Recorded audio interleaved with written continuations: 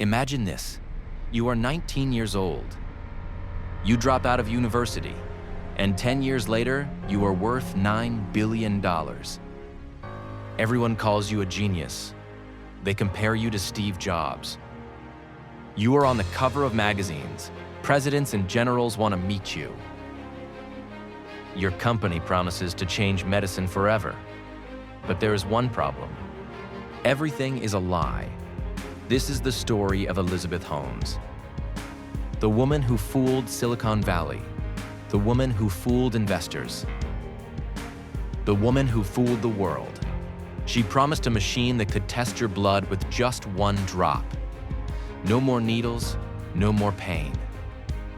Just one tiny drop of blood, and her machine would tell you everything about your health. But the machine never worked.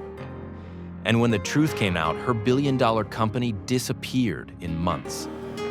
People went to prison. Patients were hurt. And Elizabeth Holmes became one of the biggest frauds in American history. This is the story of Theranos. Elizabeth Holmes was born in Washington, D.C. in 1984. Her father was a government worker. Her mother worked in Congress. Elizabeth grew up in a wealthy family. She had everything she needed. But from a young age, Elizabeth wanted more than a comfortable life. She wanted to change the world. When she was 7 years old, she told her father, "I don't want to be a regular person. I want to be a billionaire." She was obsessed with inventors and entrepreneurs. She read about Thomas Edison. She studied Steve Jobs. She wanted to be like them. She wanted to create something that would change everything. In 2002, Elizabeth went to Stanford University in California. She studied chemical engineering. She was smart and hardworking.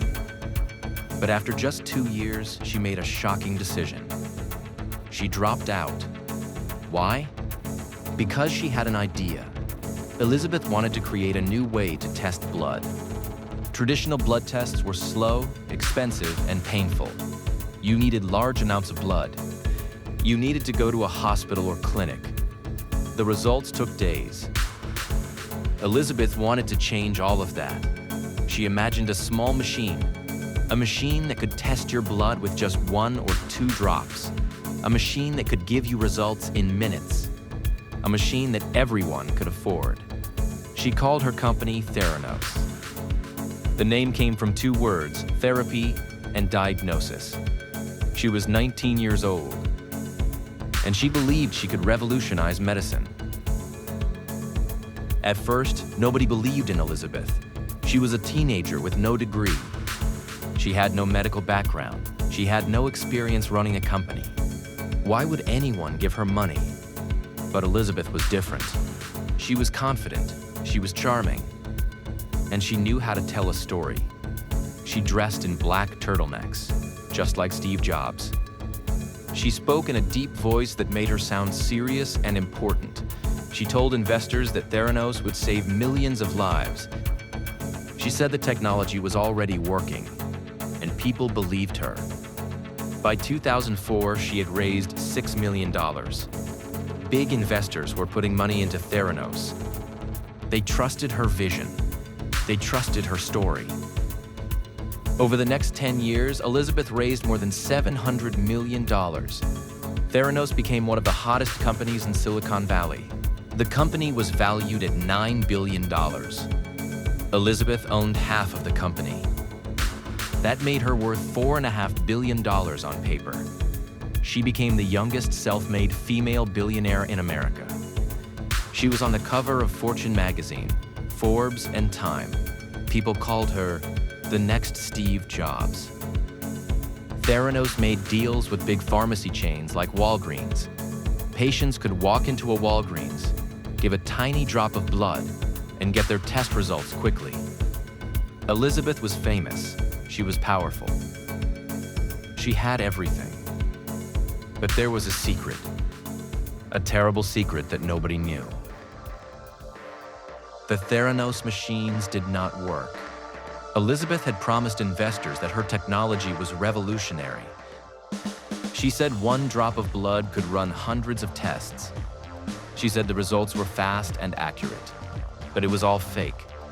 The machines that Theranos built were called Edison devices. They were supposed to be the future of medicine, but in reality, they barely worked. They gave incorrect results. They were slow. They were unreliable. So what did Theranos do? They cheated.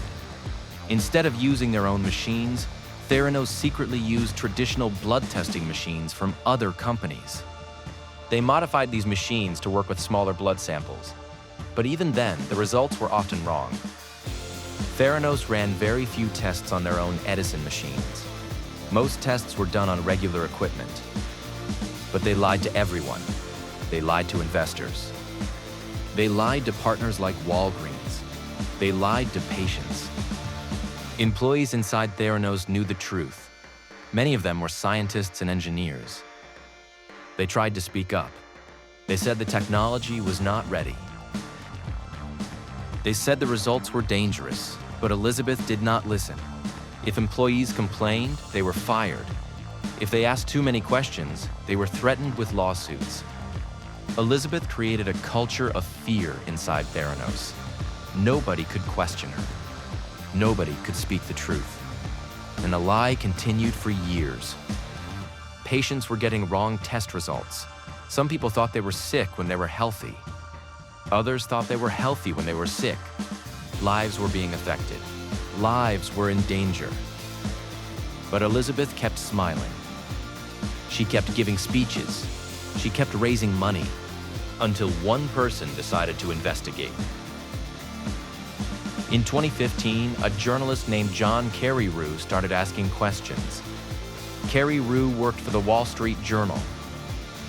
He had heard rumors about Theranos. He heard that the technology did not work. He heard that employees were unhappy, so he started investigating. He spoke to former employees. He reviewed documents. He analyzed the evidence. And in October 2015, he published his first article. The article revealed the truth. Theranos was a fraud. The Edison machines did not work. The company was using traditional equipment. The test results were unreliable. Patients were being harmed. Elizabeth tried to fight back. She denied everything. She said Carreyrou was lying. She said he wanted to destroy her company. But more articles came out. More evidence appeared.